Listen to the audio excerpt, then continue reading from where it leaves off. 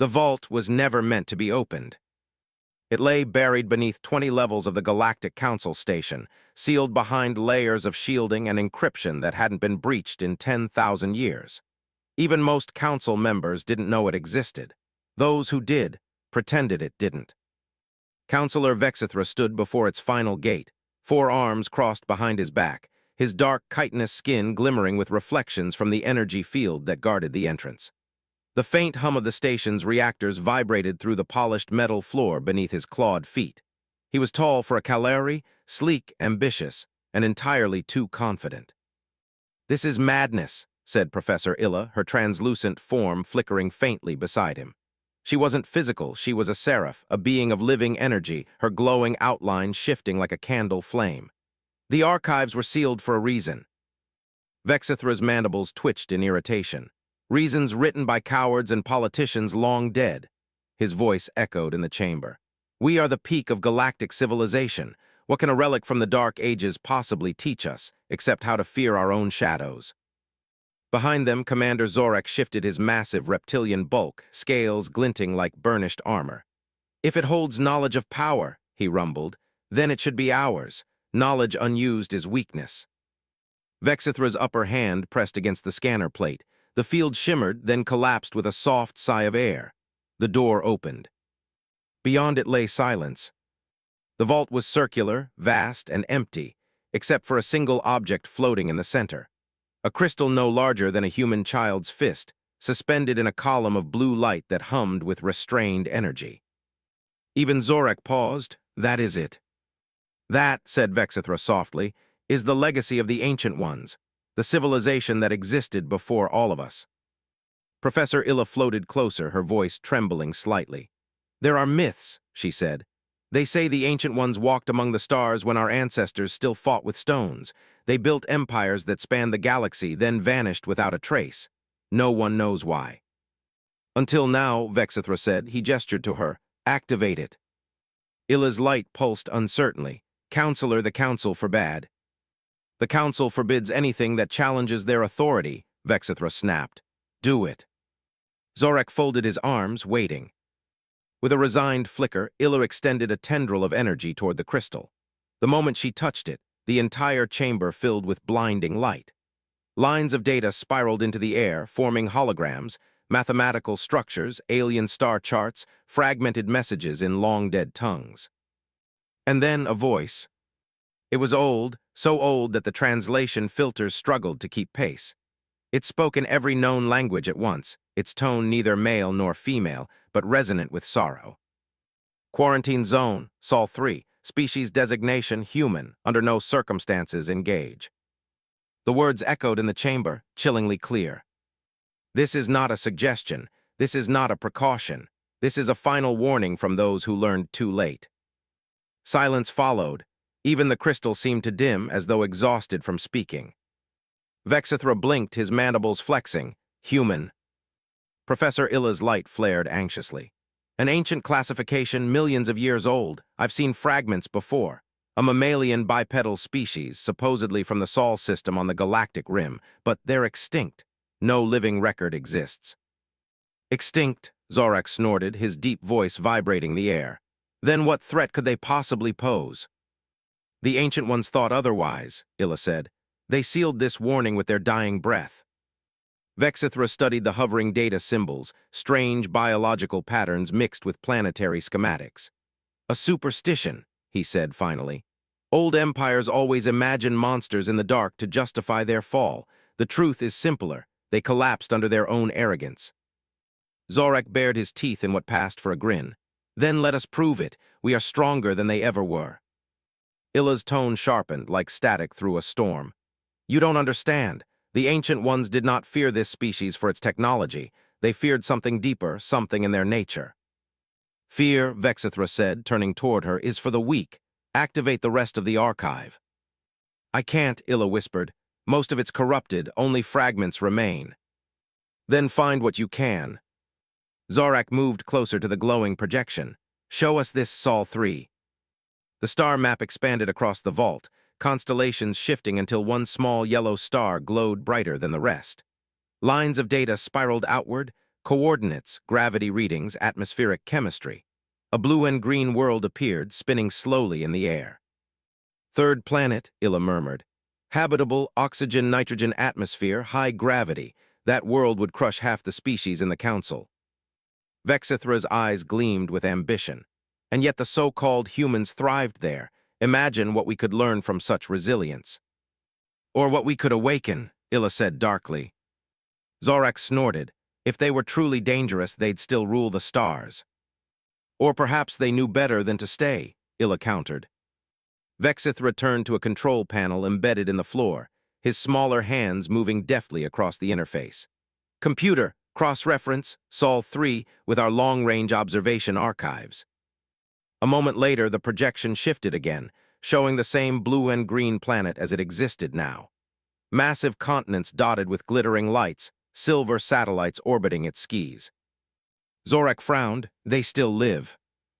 Yes, said Illa quietly. They call themselves humans. They've rediscovered technology. Cities, radio transmissions, primitive spacecraft. They've touched their moon. Primitive? Vexithra's voice carried a dangerous thrill. They're advancing. Perfect. If we contact them now while they're still weak, they'll see us as gods. We can shape their civilization as we see fit. Counselor, Illa said sharply, you heard the message. Under no circumstances engage. He whirled on her. The Ancient Ones vanished. Their fears are dust. I will not let ancient superstition dictate the future of the galaxy. Zorak growled approvingly. Give me command of a reconnaissance fleet. We'll study them up close. If they prove troublesome, we'll remind them of their place. Illa's glow dimmed, her voice soft but firm. You're making the same mistake every civilization makes before it falls.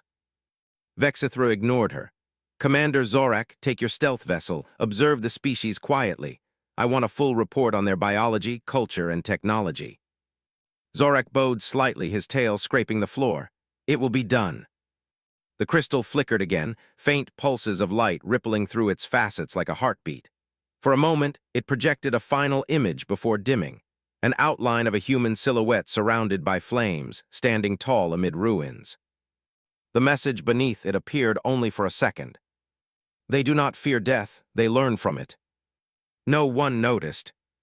Vexithra turned away, already plotting the political victory this discovery would bring him.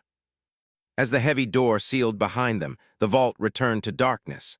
The crystal pulsed faintly in the gloom, whispering fragments of the message that none of them had heard in full. Protect them from us. And then silence again. The void around Earth was quiet, beautifully deceptive in its stillness. Commander Zorak's vessel drifted above the planet's pale blue moon, its hull bending light around itself until it became invisible to every primitive human sensor below. The ship was a masterpiece of stealth technology, shaped like an obsidian blade slicing through darkness. Within, the hum of alien machinery was the only sound, a steady, living pulse. Zorak stood at the command platform, his yellow eyes reflecting the planet beyond. From this distance, Earth looked serene, blue oceans, white clouds, glowing webs of cities on the night side. To him, it looked fragile. To Professor Illa, standing beside him, it looked alive. They are chaotic, Zorak muttered. 1,000 nations, endless divisions, a species at war with itself. Yet they survive, Illa replied softly, her voice shimmered like chimes in wind. Look closer, they're signals, they are not just fighting, they are laughing, building, singing. At the console, Prex, the ship's linguist, adjusted his instruments. A small gray being with enormous black eyes and long, delicate fingers, he resembled a fragile child. I've intercepted thousands of their transmissions, Commander. They use hundreds of languages, often in the same region. It's inefficient. Primitive, Zorak corrected. Prex hesitated. Or perhaps diverse. They don't unify by language. They seem to thrive on difference. Zorak made a low, amused growl. Difference breeds conflict. Conflict breeds extinction. That is the law of nature. Professor Illa floated closer to the display. Not necessarily. Conflict also breeds progress. Pain forces adaptation. You of all species should understand that, Commander. Zorak's reptilian jaw tightened. The Kryn were born warriors. Their evolution had been forged through struggle. He respected strength and despised fear. Then let's see what kind of strength these humans possess. Prex nodded and opened a data channel. Screens flickered to life, displaying fragments of human media. Television broadcasts, news reports, music videos, movies. At first, the alien crew laughed. To them it was absurd, beings of soft flesh and fragile bones pretending to fight wars, creating elaborate fictions about love, loss, and courage. But as the hours passed, amusement gave way to discomfort. The human stories grew darker. War films, documentaries, recordings of real battles, archive footage of destruction and rebuilding, images of soldiers helping civilians, of rivals shaking hands after war. Zorak frowned. They celebrate conflict. They romanticize it, Illa corrected. They make art of their own suffering. Quillix, a jellyfish-like analyst hovering nearby, pulsated nervously. Their entertainment, it glorifies death, yet it also praises compassion. They weep for those they destroy. How can a species hold such contradictions? That's what makes them dangerous, Illa murmured. They feel everything deeply, love, hatred, guilt. It drives them beyond reason. Zorak leaned forward, intrigued despite himself. Show me more. The ship gathered radio chatter, intercepted live transmissions, and decoded internet signals faster than any human system could detect. The aliens watched a planet of contradictions unfold before them. Humans fought each other, but also saved strangers. They destroyed forests, but painted them in breathtaking beauty. They killed for territory, but wrote songs about peace.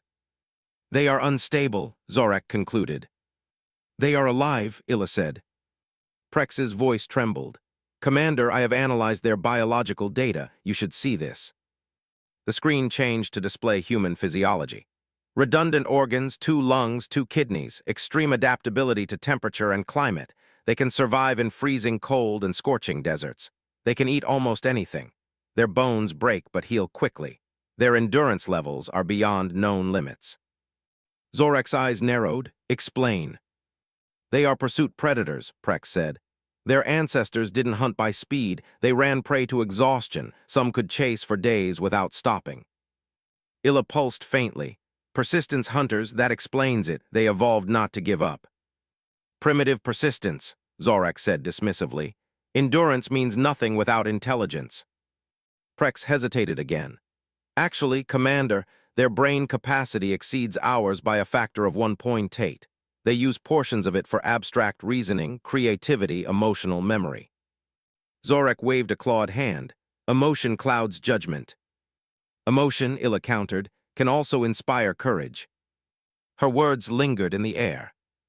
Hours later, the ship continued its silent orbit, recording endless human transmissions, wars, music, speeches, debates. Prex sorted them by pattern, translating in real time. Then something strange caught his attention. He turned slowly, eyes wide. Commander, I've found something peculiar. Zorak growled, What now? They have a concept called spite. Illa flickered in recognition. Yes, I read about it once in an old archive, acting against one's own interest purely to hurt an opponent. Prex's voice rose slightly. They will sacrifice themselves if it means their enemy suffers more. Commander, they weaponize suffering. Zorak was silent for a moment, the concept clawing at his understanding of warfare. Madness, he said finally. No rational mind would act that way. They're not rational, Illa said. They're human. 3 weeks passed. The crew had learned much and yet understood nothing. Each discovery made the species more confounding. Their violence was creative, their compassion unpredictable. Zorak grew restless. Observation was not in his nature. He wanted to test them, to see if the myths of the ancient ones were exaggerated. And so he made his decision. Without authorization, he ordered the ship to decloak. The stealth field shimmered, then collapsed. Every human radar on Earth locked onto the massive vessel hovering high above a North American military base.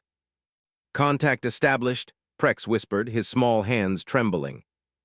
Zorak activated the external speakers, his deep voice resonating through the human airwaves. This is Commander Zorak of the Galactic Council. Your species has been observed and found wanting. Submit to Council authority, and you will be spared destruction. The reply came almost instantly, calm, human, and slightly annoyed. Unidentified aircraft, you've entered restricted airspace. Land immediately or you will be fired upon. Zorak blinked. They're threatening us. Commander, Illa warned, you must not engage. He ignored her, activating the visual link. You do not understand. We possess technology far beyond. Yeah, big scary aliens, the human voice interrupted. Do you have oil? What? Zorak growled. No, then we have nothing to trade. Land or leave. You've got 30 seconds. The bridge fell silent. Zorak's claws dug into the console. Prepare a dominance display, he ordered. Show them who they're speaking to. The ship's speakers emitted a deafening roar, an ancient Kryn war cry that had shattered armies across half the galaxy. The air itself trembled. There was a short pause. Then the human voice returned, perfectly steady. Was that supposed to be scary? Hold on, let me check with the colonel. Seconds later, another voice, a gruff, older tone. Alien ship, this is Colonel Martinez. I'm gonna be honest, we've got 52 weapon systems locked on you. You've interrupted lunch and our coffee machine broke this morning. So you've got two options, land and talk or try something stupid and find out if your shields work against hypersonic missiles. Your move. Prex stared at Zorak wide-eyed. They're bluffing. But the sensors said otherwise. Every missile silo, every railgun, every radar array was tracking them with lethal precision. Somehow, the humans had detected their exact position through stealth. How? Zorak demanded. Prex checked his console. They're adapting. They analyzed our scanner pulses and reversed the frequencies to triangulate us. He looked up, shocked. They learned how to see us in minutes. Zorak's pride faltered. For the first time, doubt crept into his reptilian heart. He stared down at the glowing planet below, the so-called primitive world, and realized that something about them didn't fit any pattern he knew. They learned too fast, Illa said softly. Zorak made the only decision his instincts would allow. Activate the drive, we're leaving. The ship climbed rapidly out of the atmosphere. Behind them, a volley of human missiles followed, tracking perfectly before losing lock and detonating harmlessly in the upper atmosphere. The humans hadn't tried to destroy them. They'd only sent a message. We can hurt you if we choose. As the ship entered faster-than-light travel, Zorak remained silent, his claws clenched tight. Illa drifted beside him, her light dim but calm. Now do you understand the warning, Commander? Zorak didn't answer. He just stared at the star map of the Sol system fading behind them, haunted by a thought he could not speak aloud. Maybe the Ancient Ones hadn't been afraid of human power. Maybe they'd been afraid of human potential. The footage leaked within hours. At first, it appeared on an anonymous online forum, a shaky video showing a vast, dark shape hovering above a military base in Nevada. Then came the audio, the voice of Colonel Martinez, calm and unshaken, speaking to something unseen in the sky. Within minutes, it spread like wildfire across the internet, replicated across every language and every platform. Land or leave. For the first time in history, humanity had undeniable proof. They were not alone, and whoever was out there had already tried to make them submit. Governments scrambled, panic threatened to ignite, but instead of chaos, something else happened, something no alien sociologist could have predicted. Humanity united. At the United Nations headquarters in New York, a special emergency session convened. Every seat was filled, representatives from every nation, translators working non-stop, faces pale but resolute. For once, the world was listening to the same story. The Secretary General's voice trembled as she addressed the assembly. They came to our home without permission, they tried to intimidate us, and they failed. The room erupted in murmurs. Leaders who had spent decades arguing over borders and ideologies were now bound by something far greater, the knowledge that they weren't the top of the food chain anymore. A representative from India leaned forward. Our intelligence confirms it wasn't a hoax. Our radar caught the same readings. Whatever that craft was, it defied every known law of propulsion. China's delegate spoke next. We have evidence that the entity's communication was intercepted worldwide. They spoke of a galactic council. The American ambassador nodded. Then we all heard the same thing. They think they can judge us. Russia's representative leaned forward, a rare gleam of unity in his eyes. Then let them judge what happens when humanity fights together. For the first time in recorded history, the nations of Earth voted unanimously, a new global directive. Operation Dawnshield. Its goal was simple: prepare for the day the stars come again. Factories that once built cars began forging armor plating. Aerospace engineers who designed commercial shuttles now designed weapons for orbit. The International Space Station expanded, evolving from a floating lab into a shipyard. In underground bunkers and hidden research facilities, scientists worked around the clock, fueled by fear and something stronger: determination. Dr. Sarah Chen, a physicist from Geneva, stared at the alien frequency data captured during the brief encounter. "They scanned us," she said, eyes wide, "and that was their mistake." Her assistant frowned. "How so?" "They showed us how their technology works." She pointed at the spectral readings. "Their scanners emit in patterns our physics never predicted, but look, they refract when interacting with atmosphere. That means we can reverse engineer the signal." Within days, she had written papers that redefined electromagnetic theory.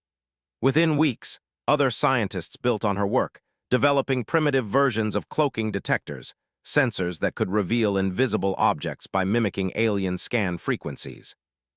At a press briefing, Dr. Chen summarized her discovery with simple defiance. "Every time they looked at us, they taught us how to look back." Meanwhile, in a crowded hangar in Houston, engineers stood around an early design prototype, the Aegis One, a ship assembled from recycled space station modules, old booster engines, and every ounce of human creativity. It was ugly, asymmetrical, crude, but when its engines roared to life, everyone cheered. Humanity had taken its first step toward fighting in the stars. Captain Marcus Ellison, a former fighter pilot, ran his hand across the hull. "We don't need to match their technology," he said to his crew. "We just need to outthink it." In orbit, progress accelerated at a speed no alien civilization could have anticipated. Humanity wasn't building perfection. They were building numbers. Every nation contributed. China launched modular reactors. The United States sent up automated welders. India deployed orbital cranes. Within months, the Earth's low orbit glittered with construction lights. Where the aliens saw primitive species, humanity saw potential. But progress wasn't just industrial, it was psychological. Across every culture, fear turned into unity. Rival religions called for solidarity. News networks that once divided now shared open broadcasts, translating alien transmissions in real time. Even entertainment adapted. Songs, films, and art celebrated defiance.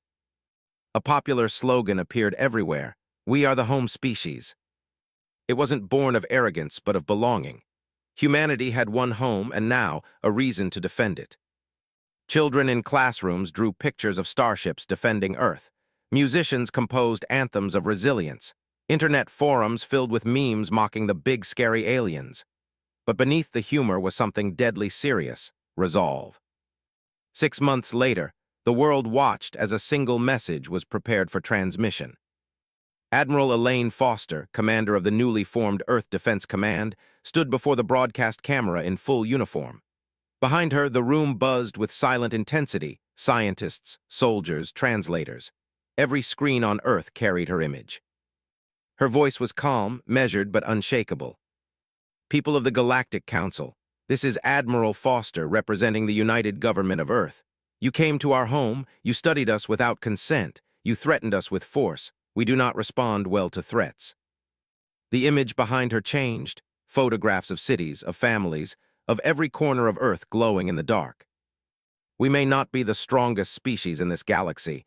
We may not have the most advanced ships or weapons, but we are human, and there are 3 things you should understand about us." She raised a finger. "First, we don't submit, ever. A second finger. Second, we learn fast. A third. And third, if you try to break us, we only come back stronger." She paused. The final image appeared behind her, Earth seen from space, brilliant and blue, surrounded by a lattice of human-made satellites and the glow of new orbital stations. "You left a warning about our kind in your ancient vaults. We know it now. But we're not monsters. We're builders, dreamers, survivors. We will fight only if forced. Leave us in peace and you will find no better allies. Threaten us again and you'll understand why the Ancient Ones feared us." The transmission ended. Across the world, silence followed, the kind of silence that came before a storm.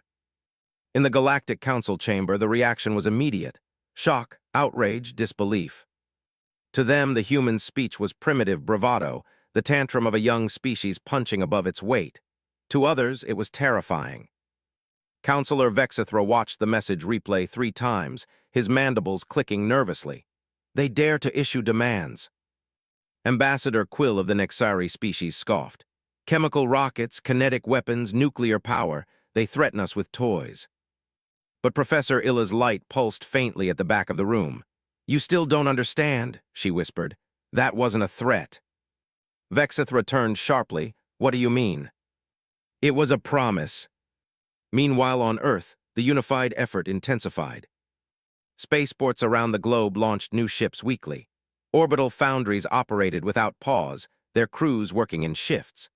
The moon became humanity's forward bastion, an entire hemisphere transformed into silvery armor, bristling with railguns and shield generators. In the shadows of this feverish progress, something else stirred, an awakening not just of industry, but of identity. Dr. Chen summarized it best during a press conference. We've spent centuries fighting each other because we thought we were alone. But now that we know we're not, we finally remember who we are. In the skies above, the first human-built defense platforms came online. Massive, rough-edged constructs named with simple, defiant words: fortitude, perseverance, iron will. Admiral Foster watched from orbit as one of the early test ships, the Unity, completed its maiden flight. The vessel was far from elegant, but it moved. It worked. Ugly, said her second-in-command. Foster smiled. Then it's perfect, we build ugly things that work. As the ship disappeared into the void, her eyes hardened. They'll come back, she said quietly, and when they do, they won't find the same Earth they left. The Galactic Council chamber had never been so crowded, or so divided. Thousands of delegates filled the tiered amphitheater, representing 47 intelligent species, their bodies shimmering, buzzing, or breathing in dozens of ways the universe had invented. The air shimmered with tension and the hum of translators converting the roar of alien languages into order. At the center stood Counselor Vexithra, the Calari whose ambition had opened the vault in the first place. He stood tall, his 4 arms extended in practiced authority. His exoskeleton gleamed a regal violet under the hall's radiant light. Colleagues, he began, his voice amplified across the chamber, you have all seen the transmission from the humans.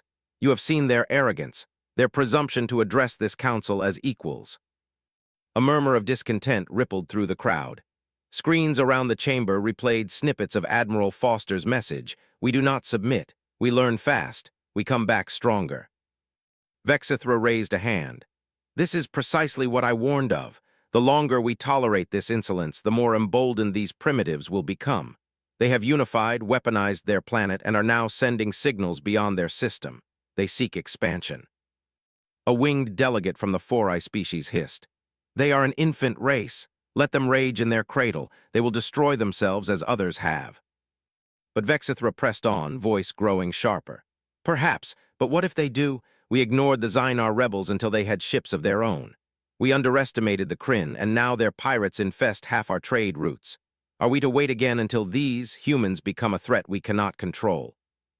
From the back, Professor Illa's energy form brightened, her voice rising like a song of light. We are repeating the mistakes of the past. The Ancient Ones left warnings for a reason. Vexithra turned toward her, mandibles flexing. Superstition and fables. The so-called Ancient Ones vanished 1,000,000 years ago. Their warnings are relics, nothing more. Illa pulsed brighter, refusing to yield. You saw the crystal, Counselor. It didn't just warn against engagement, it pleaded for isolation. It wasn't fear, it was wisdom. But the crowd was no longer listening. The word fear had been replaced by pride.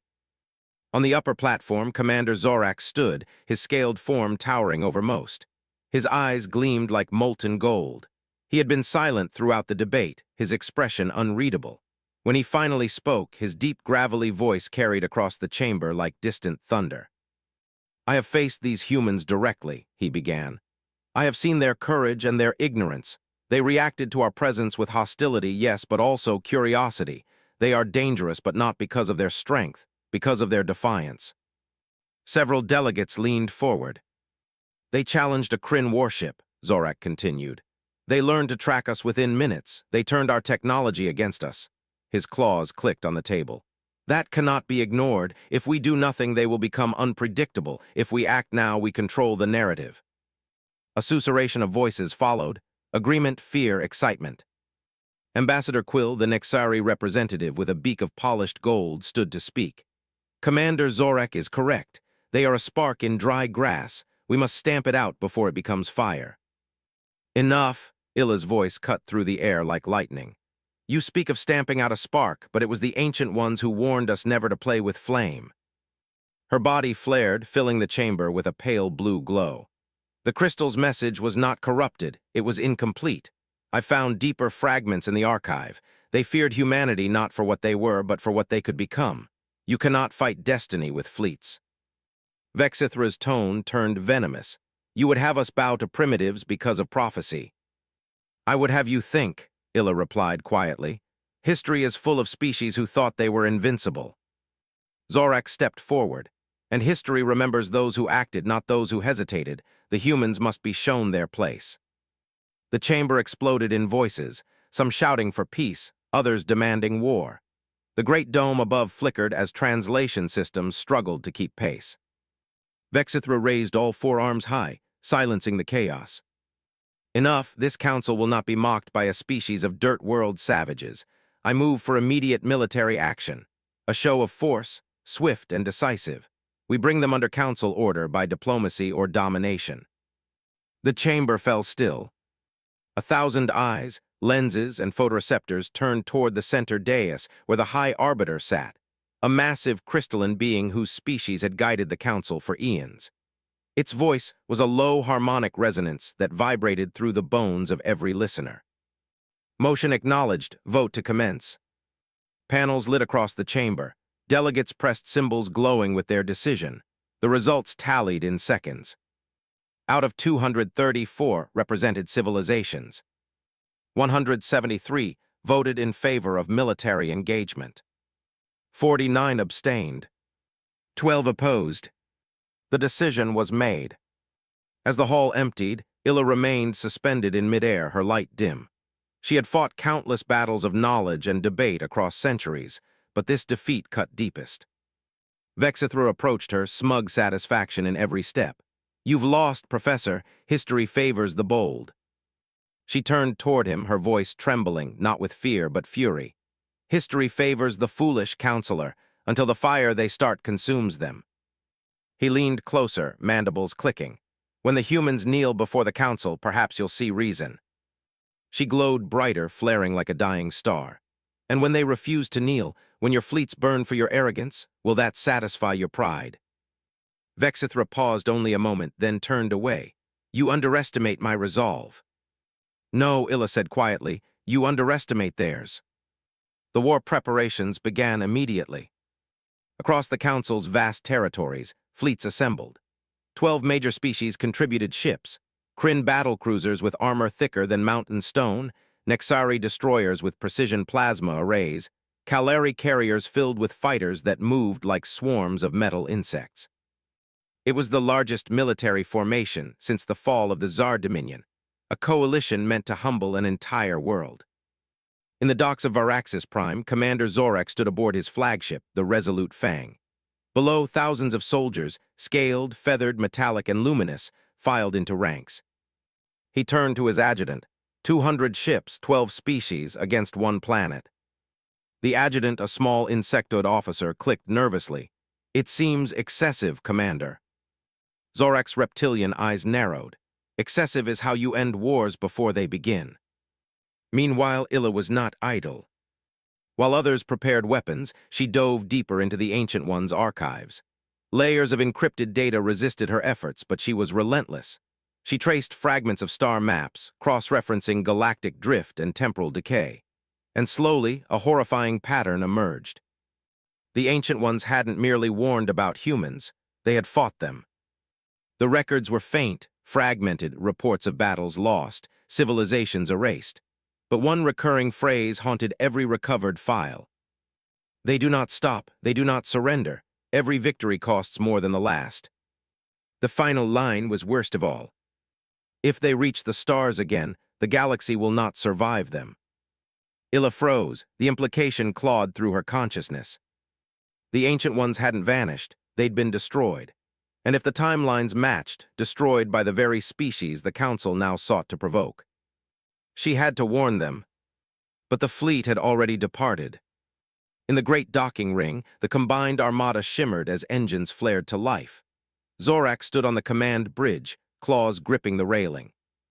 "Set course for Sol system," he ordered. The stars stretched into lines as faster-than-light drives ignited. The fleet vanished into the void, toward the small yellow star, toward the blue world that had already begun to awaken. Illa watched from her station's viewport, her light dimming with sorrow. "They will not listen," she whispered to no one. She had read enough history to know what would happen next. When the proud provoke the patient, when arrogance meets endurance, one truth always follows. The patient always wins. The Galactic Council Armada burst from faster-than-light transit at the edge of Earth's solar system, a dazzling ripple of light spreading across the void.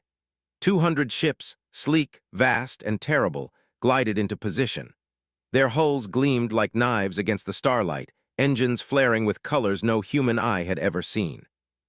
Commander Zorak stood on the bridge of the Resolute Fang, his claws tapping a slow rhythm against the control railing. His eyes narrowed as he studied the blue world ahead. "Primitive," he muttered. "Beautiful, but primitive." His adjutant, the Insectoid officer Rithkin, adjusted the sensors nervously. "Sir, long-range scans show heavy orbital activity around their moon, but this can't be right. It's fortified." Zorak's jaw flexed. "Fortified, show me." The main screen expanded, displaying the gray surface of Earth's moon. What should have been barren rock now glittered with light, lines of metallic structures, energy signatures, and movement. Shield generators, railguns, and silos carved into the regolith. Launch bays opening and closing like mechanical lungs. "They turned their moon into a fortress," Rithkin said in disbelief. "In less than a single rotation cycle of your homeworld." Zorak's tail flicked behind him. "Impossible, no species builds that fast." Professor Illa, who had insisted on joining the fleet as a civilian observer, hovered near the rear of the bridge, her light pulsing faintly. "You still don't understand them," she said quietly. "When humans are threatened, they stop being individuals. They become a single will." Zorak growled low in his throat. "Then we'll crush that will." The fleet advanced. As they neared lunar orbit, more surprises awaited. The asteroid belt between Mars and Jupiter came alive with heat signatures, hidden platforms, repurposed mining stations, and kinetic launch systems. The humans had weaponized their own solar debris. From the Resolute Fang's bridge, Zorak watched in silence. For the first time in his career, unease rippled beneath his scales. "They've built a war network out of rocks," he said. "Rocks." Rithkin hesitated. "Commander, they've turned the entire system into a trap." Before Zorak could reply, a new signal filled the comms. "Incoming transmission." The bridge lights dimmed, and a hologram flickered to life. Admiral Elaine Foster, in full uniform, her posture rigid, her expression calm. Behind her stood dozens of officers in matching attire. The human insignia glowed bright against their chests. "Galactic Fleet," Foster began, her voice steady. "This is Admiral Foster of Earth Defense Command. You are entering our territory with hostile intent. Turn back now or face the consequences. This is your only warning." Zorak laughed, a deep, booming sound. "They think they can threaten us." He stepped forward and responded through the translator. "Human, you are outnumbered and outgunned. Your vessels are primitive toys compared to ours. Surrender now and I may consider leniency." The human admiral didn't flinch. Her tone remained even, almost cold. "We don't surrender. You should have read your history better." The line crackled, then cut. Zorak's mandibles clicked in irritation. "Prepare the fleet. Full formation. We'll make this quick." The battle began with light. Energy lances fired from the Council fleet, cutting through space in elegant beams of blue and white. They struck the moon's surface, only to splash harmlessly against layered shields. In response, hundreds of human projectiles launched into the void, slower, cruder, and terrifyingly effective. Massive tungsten rods, accelerated by railguns, streaked toward the alien fleet at hypersonic speeds. One passed clean through a Nexari cruiser, leaving a molten hole the size of a shuttle bay. The ship spun out of formation, its hull peeling apart. "Primitive," Zorak barked, "but powerful." The Council ships returned fire, their plasma arrays tearing through the darkness. Human ships disintegrated, breaking apart under the energy blasts. Yet for every vessel destroyed, 2 more appeared, pushing forward. "Sir," Rithkin shouted, "they're swarming us there." Zorak's eyes widened. The human fleet wasn't following any known tactical pattern. Instead of maintaining formation, they scattered, darting between enemy ships in chaotic movements that defied logic. "Are they retreating?" one officer asked. "No," Zorak realized grimly. "They're improvising." A small human corvette slammed into the flank of a Kalari destroyer, detonating a nuclear warhead at point-blank range. Both ships vanished in a burst of light. Another human vessel, engines failing, deliberately rammed a Nexari flagship, locking its thrusters in place before self-destructing. Zorak roared in disbelief. "They're sacrificing themselves." "They call it spite," Illa murmured, glowing faintly. "It's their most dangerous weapon." Across the fleet, chaos reigned. Alien captains shouted over comms, trying to maintain order, but the humans fought like a living storm, unpredictable, relentless. They used everything: asteroids as kinetic projectiles, debris as shrapnel, disabled ships as battering rams. When ammunition ran low, they accelerated empty cargo containers toward enemy cruisers at near-relativistic speeds. On one channel, a human pilot's voice echoed before her ship collided with an enemy vessel. "For home." Then static. Zorak gripped the railing, his claws digging into the metal. "They're mad." "They're human," Illa corrected. "You were warned." Within minutes, the pristine formation of the Council Armada fractured. Elegant ships designed for symmetrical warfare found themselves overwhelmed by chaos. Zorak's tactical officer shouted, "They're targeting engines instead of weapons. They're crippling us instead of killing." "Of course they are," Illa whispered. "They're studying you while they fight." Zorak turned on her. "You knew this would happen." "I tried to warn you," she said. "The Ancient Ones fought them once. They didn't lose because they were weak. They lost because humans adapt faster than anyone else." He snarled, "We'll see about that." The human flagship appeared, Unity Prime bristling with makeshift weaponry, its hull scarred from earlier battles. Foster herself commanded from the bridge, her voice carrying across every channel. "To all ships, target their communication relays. Blind them. We'll take them apart piece by piece." Her fleet responded instantly. Coordinated, fierce, unstoppable.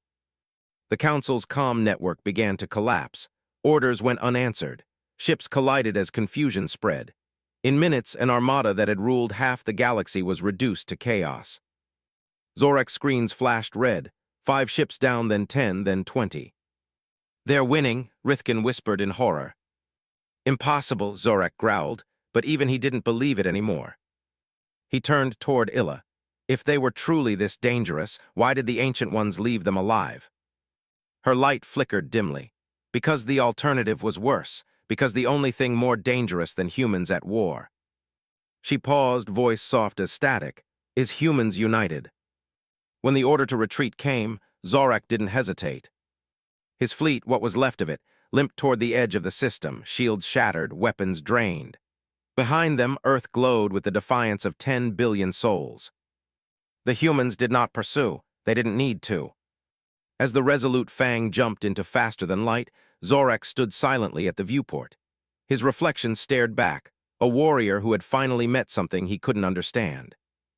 "Report losses," he muttered. Rithkin hesitated. 63 ships destroyed, 47 disabled, casualties in the tens of thousands. Zorak's claws tightened around the railing. "And theirs." "Hundreds of ships lost," Rithkin said, "but they don't seem to care." In the quiet aftermath, Illa floated beside the main console, her glow faint but unwavering. "I've completed my decryption," she said softly. Zorak looked up. "Of what?" "The crystal." Her holographic display flickered to life. Lines of data spiraled into the air, coalescing into words. "We are the Ancient Ones. We were human." Zorak froze. The bridge fell silent. Illa's voice trembled as she continued. "They weren't warning the galaxy about an alien threat. They were warning it about themselves, about what they used to be, what they could become again. Zorak's breathing slowed. Then, we just awakened something that should have stayed asleep. Illa looked toward the fatting blue dot of Earth. No, Commander, it was never asleep. The screen showed the aftermath of the battle, wreckage drifting through space, human ships salvaging alien debris. Within hours, they were already learning from it, rebuilding, adapting. They were only waiting, Illa whispered, waiting to remember what they are. The Galactic Council chamber was silent. For the first time in recorded memory, no one spoke. No translators hummed, no debates echoed. The very air seemed to grieve. The lights dimmed as Commander Zorak's battered image flickered across the central display. His scales were dulled, his voice hoarse. Behind him, the ruined remains of the once glorious fleet floated in a graveyard of wreckage and drifting sparks. "We engaged the humans," he said quietly. "We expected savages, we found something else." He paused, his reptilian eyes hardening. "They used tactics we've never seen before. They destroyed ships by ramming them, by detonating themselves.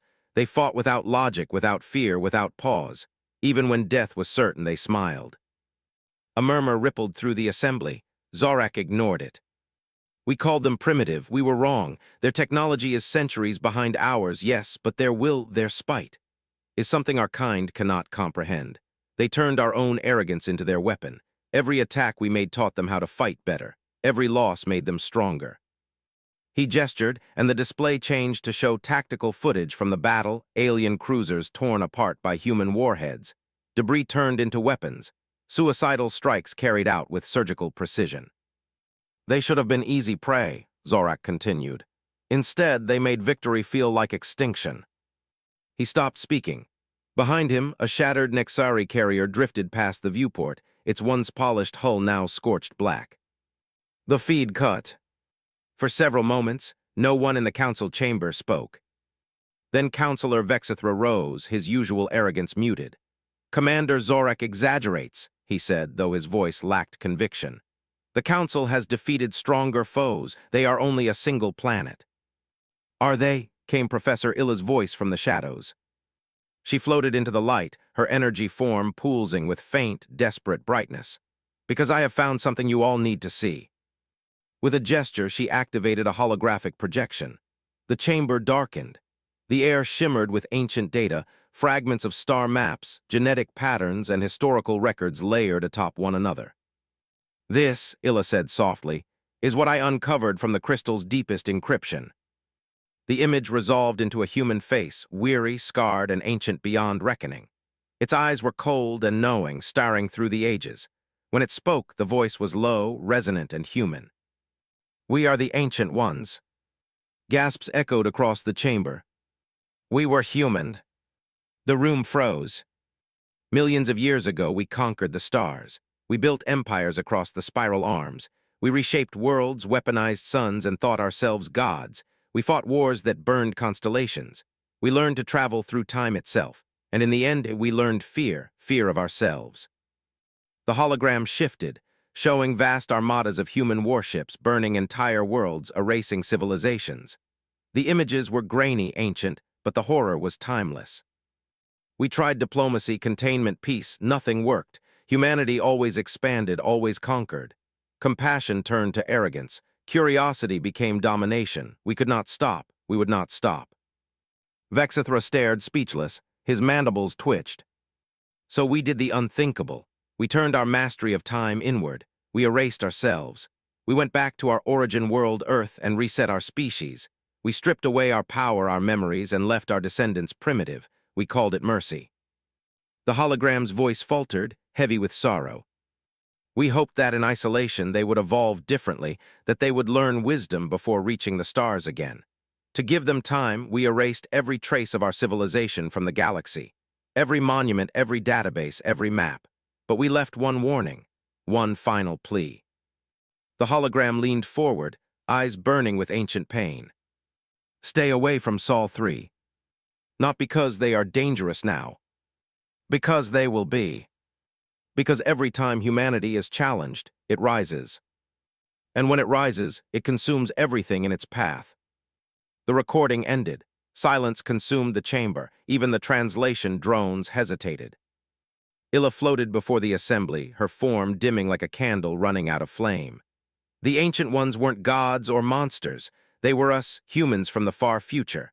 They saw what they would become and tried to stop it. Ambassador Quill's voice trembled.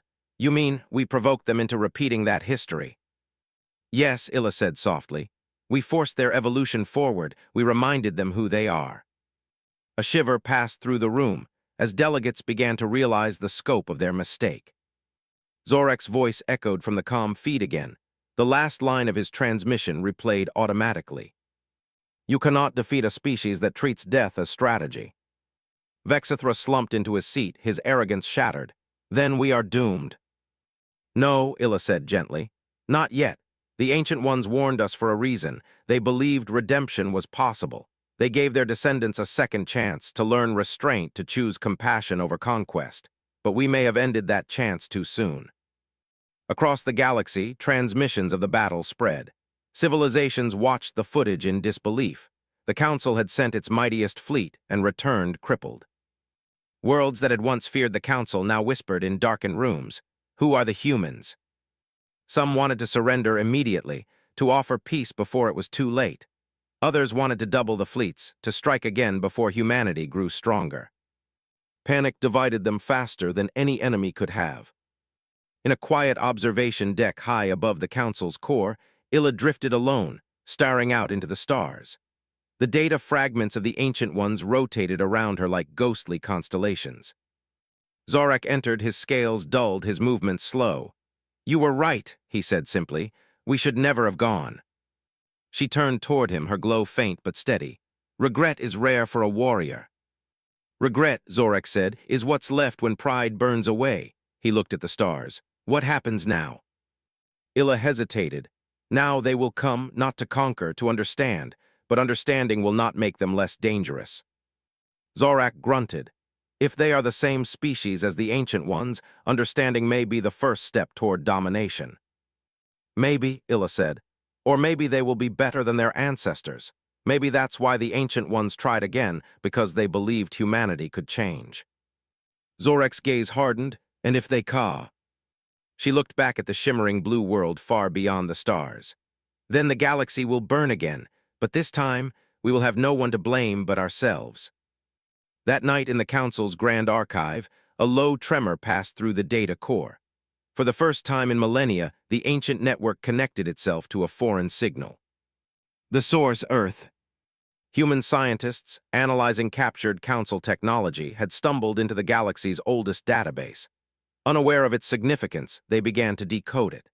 Piece by piece, they learned the truth of the Ancient Ones, and by morning, every major government on Earth knew. At a global summit, Admiral Foster addressed the leaders of the unified Earth. Now we know who they were, she said softly. We know who we were meant to become. Her eyes met those of every delegate present. The question is, do we follow the same path, or do we build something new? Back at the Council chamber, Illa's sensors flared. Incoming transmission, she whispered. Vexithra, hollow-eyed and broken, lifted his head. From whom? She hesitated. Earth. The Council chamber felt colder than it ever had before. Every being, whether scaled, luminous, or made of metal, sat in frozen silence as the signal from Earth came through. The holographic display flickered once, twice, and then solidified into the calm, steady image of Admiral Elaine Foster. Her dark uniform contrasted sharply with the soft glow of her surroundings.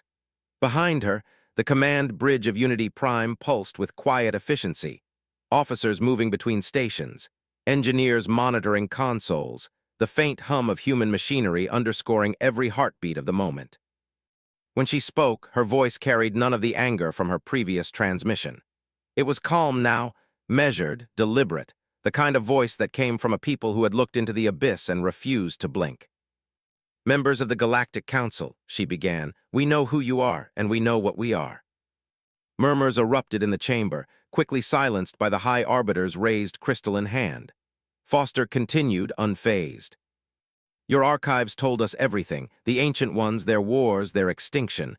We understand now that they weren't some distant race. They were us, our future, a version of humanity that burned too bright and too far. Her expression softened slightly, but her tone never wavered. You feared us because they gave you reason to. You thought you were protecting the galaxy, but in trying to cage us, you made us remember what we are capable of.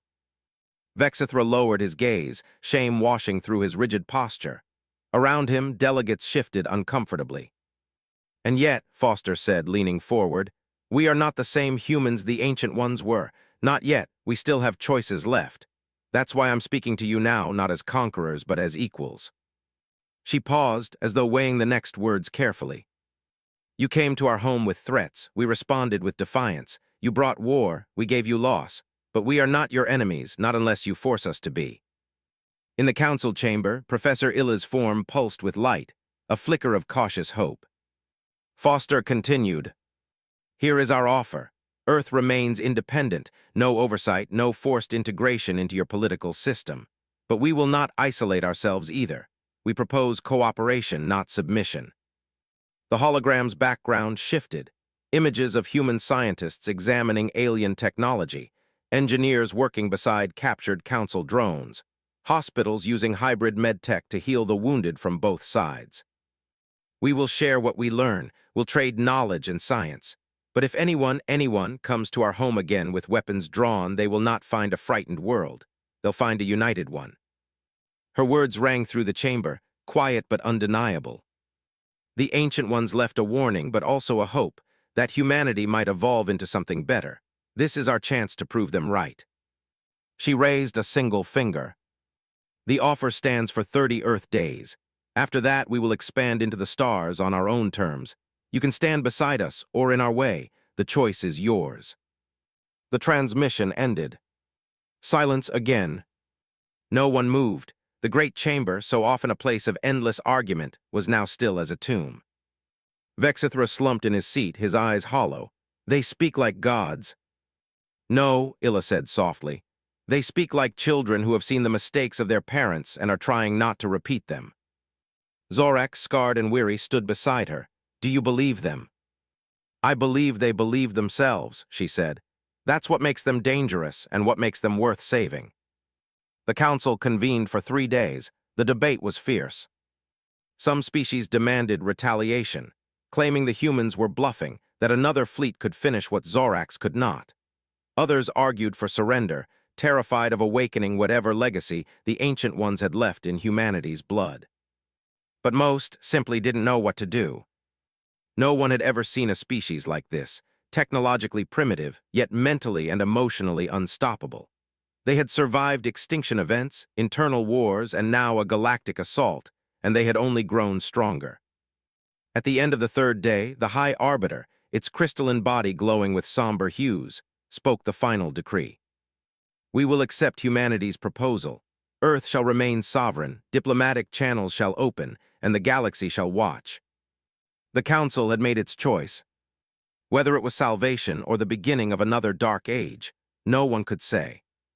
Weeks later, the first joint conference between humans and the Galactic Council took place aboard Station Helios, orbiting neutral space. Admiral Foster attended in person, accompanied by a small delegation of scientists and engineers. Zorak was there too, stripped of his fleet command but still respected for his experience. And Illa, luminous and calm, served as mediator. As they met face to face, the tension was almost unbearable. The human delegation stood firm, their expressions curious but alert. The alien representatives, older and more powerful by measure of technology, could not shake the feeling that they were the ones being studied. Foster broke the silence first. Let's not waste time on fear, she said simply. Let's start with trust. She extended her hand toward Zorak. For a long moment, the Kryn warrior just stared at it. Then, slowly, hesitantly, he extended one clawed hand and shook hers. The room exhaled. A beginning. Weeks turned into months. Joint projects began, slowly, cautiously. Human scientists helped repair Council ships in exchange for access to energy technology. Council engineers studied human materials, amazed at their efficiency born from necessity rather than abundance. Trade routes opened, communication expanded, and for the first time, both sides realized something profound. The humans were not trying to conquer, they were trying to understand. But understanding came with danger. Because every discovery, every new principle shared, every system explained, humanity learned faster than anyone thought possible. They built new ships, sleeker, faster, more refined. They adapted energy shields, learned how to improve them. They created weapons that rivaled Council technology in months. And though they spoke of peace, they were preparing for something greater. Not conquest, not revenge, survival. One evening aboard Unity Prime, Admiral Foster stood before a viewport, watching Earth rise beyond the moon's edge. The planet glowed, brilliant, defiant, beautiful. Professor Illa's holographic form appeared beside her. "You could have destroyed us," Illa said softly. "You had every reason to." Foster smiled faintly. "And become what we were? No, the Ancient Ones left us a warning and a choice. We're choosing different this time." "Are you sure your people will always choose that path?" Illa asked. Foster's reflection gazed back at her from the glass. "No," she admitted, "but we'll fight for it." She turned toward Illa, eyes steady. "That's the difference. We used to fight for power, now we fight for restraint." Back on the Galactic Council station, Counselor Vexithra, the architect of the crisis, walked alone through the halls of the ancient vault where it had all begun. The crystal still floated in its column of blue light, pulsing gently, almost like a heartbeat. Vexithra approached slowly. "You were right," he whispered. "We should have listened." The crystal shimmered. For the first time in millennia, it spoke. Its voice was faint, ancient, weary, but unmistakably human. "The cycle may yet be broken." Vexithra froze, breath catching. Who are you?" "A memory," the crystal answered. "A voice from a future that should never come, but perhaps this time it won't." The light dimmed, its glow fading into stillness once more. Far away in orbit above their blue planet, humanity watched the stars, not as conquerors or victims, but as something in between. A species reborn. A legacy remembered. A destiny rewritten. Admiral Foster stood on the bridge of Unity Prime, eyes fixed on the stars ahead. "Set course for the Kepler frontier," she said quietly. Her second-in-command turned to her. "Exploration mission." She smiled, understanding mission. As the engines ignited, the ship rose silently into the dark. The stars waited, ancient, patient, and endless. And somewhere, deep in the fabric of time, the voice of the Ancient Ones whispered once more. "We could not change our nature, but you still can."